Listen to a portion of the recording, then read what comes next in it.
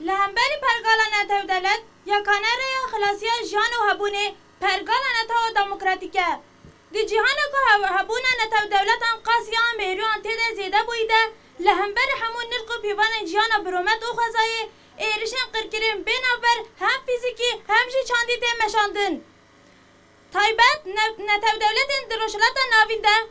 به دست پیک هزین هگومان هاتین آوه کرن بونه دستی که دووی که ناوین دا آقل دسلات داریه جهه کنه کارینه راست هبونه خواله بدن آوه کرن بردف که خبره دولت دان آوه کرن لور بجه کرنه و همو کریار و داخواز خواه بسر وانه دده پیکانین دوی چارچوه ده لکو داری چروس که سرهلدان و تکوشینه لهمبری وی پرگالا دسلا در پی بکه و به همو هیز و اندام خواه ایرش دکه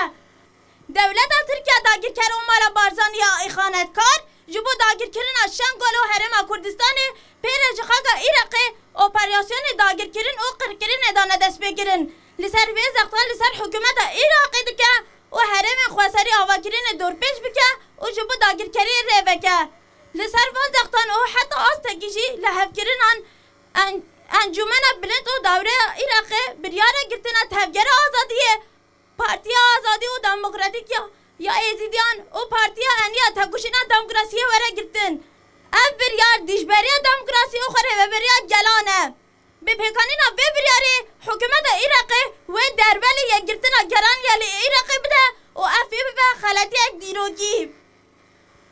ام باش دیزانن که گل ایراقی و زاگونین وی داری جواقی و نتوی ده خودی رزداری اکی دموکراتیکه به وی باوریه ام دیبشن دمل دست بلا بریاره گرتنا وان پرتیان وره راوستاندن ایراق نکونا پولیتیکاین دجمناهیا گلان و دموکراسیه ده همین سال وگره فرمانا شنگالی ده داینا وی بریاری جگومان جدا بمرد ده آوا گیرن ام وکه گل ورگاه مخموره بانک لگل و حکومت ایراقی دکن که دست ندن خواسریا شنگالی جبو به حس کرن آوه بمن آلیکار و نبن حوالو بندن دولتا ترکیه داگیر کرد